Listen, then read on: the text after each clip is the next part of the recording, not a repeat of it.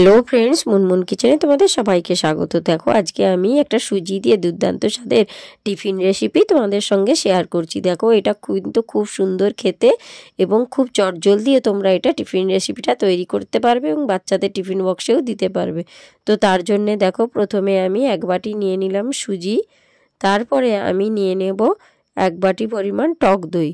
টক দইটা কিন্তু রুম টেম্পারেচারে থাকা টক দইটাই নিতে হবে। তো দেখো এবারে টক দইটা আর সুজিটাকে কিন্তু আমি ভালো করে মিশিয়ে নেব, কিন্তু এর মধ্যে আমি দিয়ে দেব স্বাদ মতো লবণ। তো লবণটা দেওয়ার পর সুজি, টক দই আর লবণটাকে ভালো করে আগে মিশিয়ে নেব। তো মেশানোর সময় লক্ষ্য রাখতে হবে যেন খুব ভালো করে মিশ্রণটা মেশানো হয়। তারপরে এর মধ্যে দিয়ে দেব অল্প অল্প করে জল। জলটা দিয়ে কিন্তু আবারও চামচের সাহায্যে নেড়ে চেড়ে ভালো করে মিশ্রণটার সঙ্গে টক দইটা আর সুজিটা আর লবণটা দিয়ে ভালো করে মিশিয়ে নিচ্ছি। এইভাবে কিন্তু ভালো করে মিশিয়ে নিয়ে এটাকে কিন্তু ম্যারিনেট করে রেখে দিতে হবে 10 মিনিটের জন্য। তো দেখো এটা রেস্টে 10 মিনিট আমি রেখে দেব ঢাকনা দিয়ে। তো 10 মিনিট থেকেও যদি তোমরা আরও 15 মিনিট যদি রেস্টে রাখতে পারো তাহলে আরও ভালো হয়। তো আমার হাতে সময় খুব কম ছিল, আমি 10 মিনিট রেস্টে রেখে দিয়েছিলাম। এবারে দেখো 10 মিনিট পর দেখিয়ে দিচ্ছি ব্যাটারটা কতটা ঘনত্ব হয়ে গিয়েছে। এতটা ঘনত্ব হলে কিন্তু চলবে না। তো এতে এখনও দেখো সামান্য পরিমাণ আমি কিন্তু জল দেব। জল দিয়ে একটু ব্যাটারটাকে আরেকটু পাতলা করে নেব। তো জলটা দেওয়ার পর আবারও দেখো ভালো করে কিন্তু নাড়িয়ে চাড়িয়ে জলটা মিশিয়ে নিচ্ছি। এবারে কিন্তু আমি এর মধ্যে দিয়ে দেব সামান্য অল্প পরিমাণে একটু বেকিং সোডা। তো দেখো বেকিং সোডাটা দেখিয়ে দিচ্ছি তোমাদেরকে কতটা পরিমাণ দিতে হবে। খুবই সামান্য অল্প বেকিং সোডাটা দেওয়ার পর ভালো করে কিন্তু এবার মিশ্রণটাকে ফেটিয়ে নিতে হবে। যত বেশি ভালো করে ফেটানোটা হবে তত সুন্দর কিন্তু সফট হবে এবং খুব সুন্দর ফুলেও যাবে। তো ব্যাটারটাকে এইভাবে হাতে সময় নিয়ে কিন্তু ভালো করে একটু ফেটিয়ে নিতে হবে। মিনিট 5-2 মতো ব্যাটারটাকে একটু ভালো করে দেখো এইভাবে ফেটিয়ে নিচ্ছি। এবারে এপাশে দেখো আমি কিছু আলুকে কুকারের মধ্যে দিয়ে সিদ্ধ করে নিচ্ছি, এর একটা পুর তৈরি করব। তো দেখো কুকারে বসিয়ে দিয়ে আমি 2টো সিটি দিয়ে দিলাম।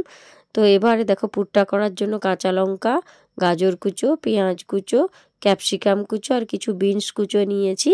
এবারে দেখো যে আলুটা আমি সেদ্ধ করেছিলাম সেটা ঠান্ডা করে এটাকে একটু মেখে নিয়েছি। এবারে দেখো গ্যাসের উপর আমি একটা কড়াই বসিয়ে দিয়েছি, দিয়ে ওর মধ্যে দিয়ে দিলাম সর্ষের তেল। তো তেলটা একটু গরম হয়ে গেলে ওর মধ্যে দিয়ে দেবো 1 চামচ মতো গোটা জিরে। জিরেটা একটু ভালো করে ভেজে নিতে হবে। তারপরে দেখো জিরের কাঁচা গন্ধটা চলে গেলে ওর মধ্যে দিয়ে দেব কোচানো পেঁয়াজ। তো পেঁয়াজটাকে দেওয়ার পর ভালো করে একটু ভেজে নিতে হবে। এই পুরটা তৈরি করতে কিন্তু খুব একটা বেশি সময়ও লাগে না, তো খুবই চটজলদি কিন্তু হয়েও যাবে। তো দেখো আমি পেঁয়াজটা মোটামুটি ভালো করে ভাজা হয়ে গিয়েছে। এবারে এর মধ্যে দিয়ে দিলাম কুচো করে রাখা লঙ্কা। এবার লঙ্কা কুচোটাকে দিয়ে আবারও একটু ভালো করে নেড়ে চেড়ে নিলাম। এবারে এর মধ্যে আমি অ্যাড করে দেব সমস্ত সবজিগুলো যেগুলো আমি কুচো করে রেখেছিলাম। সব সবজিগুলোকে একটু ভালো করে নেড়ে চেড়ে কষিয়ে নেব, তাহলে দেখবে সবজির কাঁচা গন্ধটা চলে যাবে। তো দেখো এই সময় কিন্তু লো ফ্লেমে রেখে সবজিটাকে ভালো করে একটু ভেজে নিতে হবে। তো দেখো মোটামুটি সবজিটা আমার ভাজা হয়ে গিয়েছে। এর মধ্যে আমি দিয়ে দেবো 1/2 চামচ মতো লবণ। লবণটা দিয়ে আবারও নেড়ে চেড়ে একটু ভেজে নেব। আর একটু দিয়ে দিলাম হলুদ গুঁড়ো, আর একটু দিয়ে দিলাম লঙ্কার গুঁড়ো, দিয়ে কিন্তু এবারে একটু নেড়ে চেড়ে আমি সবজিটাকে ভেজে নিচ্ছি। একটু নরম হয়ে গেলে সবজিটা একটু ভাজা হয়ে গেলে এবার যে আমি আলুটা মেখে রেখেছিলাম ওই আলুটা আমি এর মধ্যে দিয়ে দেব। তো দেখো বন্ধুরা আমার সবজিটা ভাজা হয়ে গিয়েছে। এর মধ্যে আমি দিয়ে দিলাম মেখে রাখা আলুটা। তো আলুটাকে দিয়ে ভালো করে সবজির সঙ্গে নেড়ে চেড়ে আমি একটা সুন্দর পুর তৈরি করে নেব, যেটা আমার ওই নাস্তাটা তৈরি করতে, টিফিন রেসিপিটা তৈরি করতে কাজে লাগবে।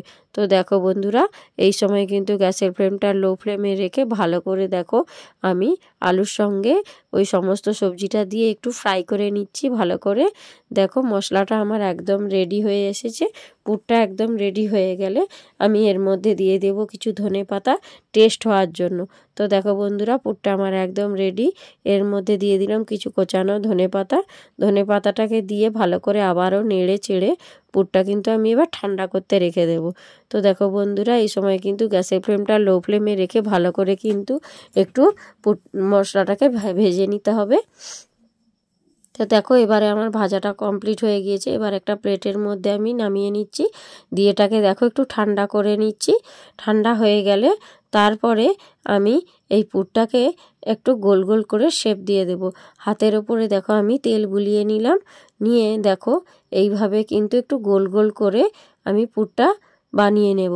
তো দেখো এইভাবে হাতের মধ্যে দেখো গোল গোল করে তৈরি করলাম। এবারে এই রকম করে আমি 3টে রাউন্ড শেপ দিয়ে গোল গোল তৈরি করে নিয়েছি এই টিফিন রেসিপিটা বানানোর জন্য।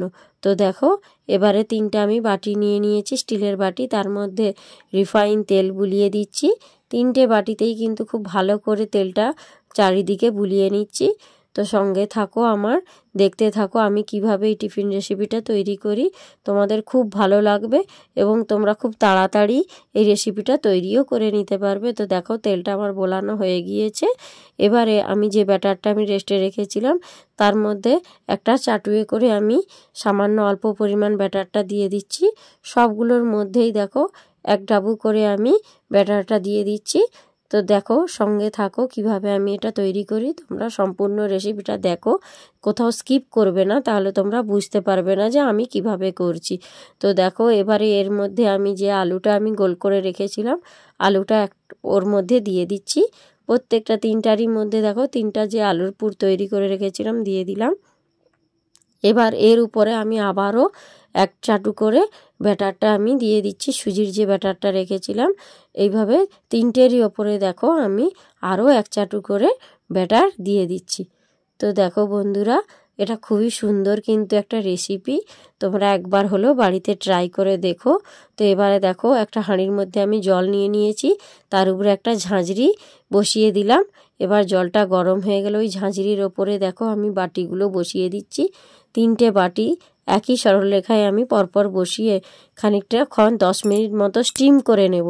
তো দেখো বন্ধুরা, বাটিগুলো আমার বসানো হয়ে গিয়েছে। এরপরে আমি একটু এর উপর ঢাকনা দিয়ে দেব।